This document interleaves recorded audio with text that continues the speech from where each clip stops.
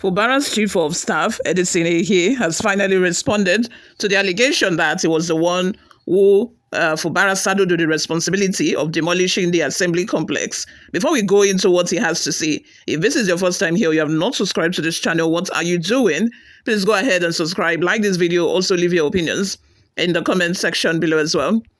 Mr. Ehie, the chief of staff to the suspended Rivers State Governor, Siminalayi Fubara, has denied any involvement in the explosion that occurred at the Rivers State House of Assembly chambers on October 29, 2023. Speaking as a guest on Channels Television on Sunday, Ehie emphasized that only the Speaker of our House, Martin Amaewhule, has access to the assembly premises after working hours or on weekends. He insisted that Amaewhule should be questioned regarding the explosion that affected the legislative chambers. Ehie stated, "It is very important to clarify that I had no hand in the burning down of a Rivers State Assembly." Ehie also revealed that 10 witnesses, including senior police officers, testified before Federal High Court in Abuja, confirming that they saw the Speaker's Amaewhule convoy, hence the reason for allowing him access to the Assembly complex on the night of October 29, 2023, the day of the explosion. Former Rivers State Head of Civil Service George Onwueke alleged on Friday that Governor Fubara was responsible for the explosion, with Ehie acting as an accomplice.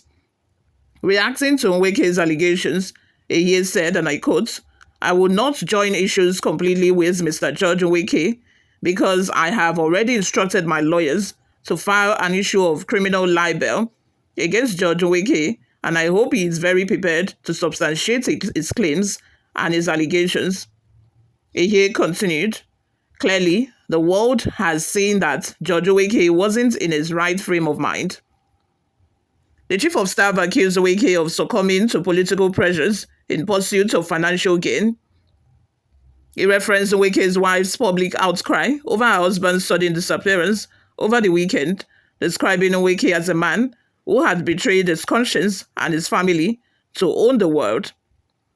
Ehie also displayed WhatsApp messages allegedly showing Onwueke soliciting financial assistance shortly after resigning as head of service last week, asserting that Onwueke lacked contentment.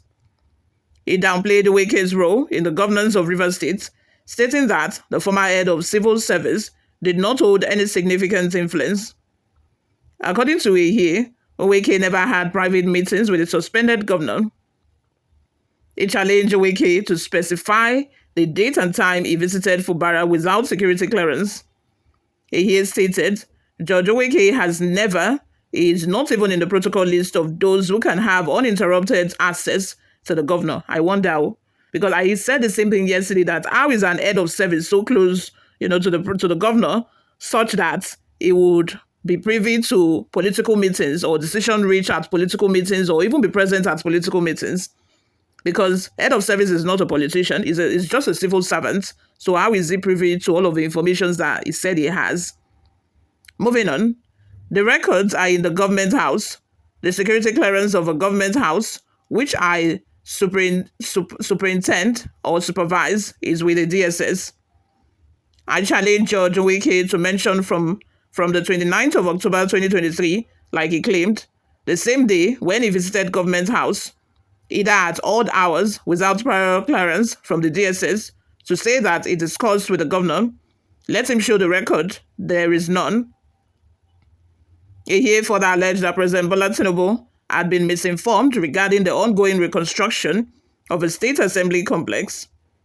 He noted that the sole administrator, retired Vice Admiral Ibok Ete Abbas, confirmed that the new structure had reached 80% completion and that the contractor had been fully funded. President Tinubu had previously suggested that Governor Fubara failed to take action on the demolished assembly structure for 14 months, allegedly aiming to cripple the legislative arm of government. What are your thoughts? Let's have them in the comment section below. What do you all think of this? Before we go, guys, let's take a look at some of the reactions we got online. The first comment is from Idowo Wolabi, who says, "Nigeria is illegally encroaching upon the sovereign territory of the Democratic Republic of the Yoruba Nigeria. Leave our territory. Crime no sovereignty, encroaching upon the territory of a real sovereign nation, the Democratic Republic of Yoruba, Mobolaji Olawale Akinola, Omo Kore, a man of dignity, first president of the Democratic Republic of Yoruba. Oh my gosh. Please, Yorubas, I don't understand. These Oduduwa people group that are fighting to, stay on their own. I don't understand what their mission is. Anyway, on to the next comment from Bami Dele says, that's a stupid talk. Anybody can bomb anywhere, anytime. The key might have been replicated or a way inside made by any means. Fubara is a silent criminal, very deadly.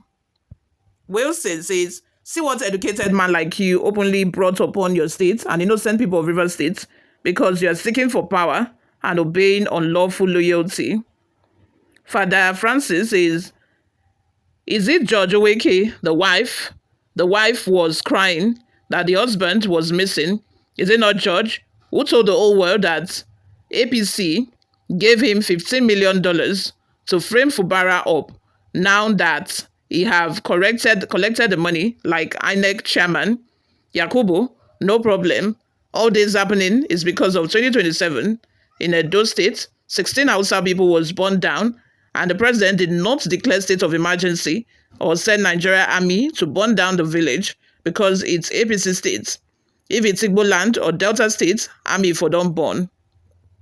Akinola Olusegun says, afterthought, allegations and counter-allegations will not allow you people to rest.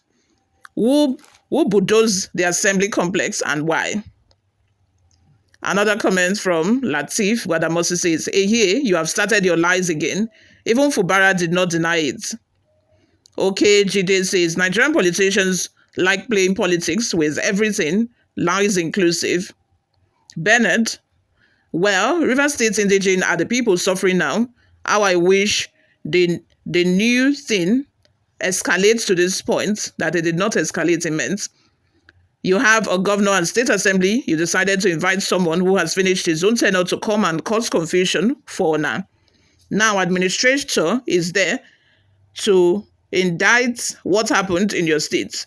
Well, it is not late. State assembly, look for your governor and make peace. If unlike, constitutionally, Fubara is the governor of River State. Lastly, a comment from Ayodeji Ezekiel says, we should have read the hands on the wall. It was when Fubara and his militants saw that the damage done by the bombing doesn't do much harm. That's why he went ahead to bulldoze the assembly complex. Why don't you leave these people and focus on your upliftment? Let me tell you, God answers prayers very well. You will see what God will do to the evil men of River State that want to have River State in their pockets. You all, let's have your thoughts and opinions in the comment section. What do you all think of all of this? Thank you very much for always listening and watching, guys. I'll see you all in my next video. Bye for now.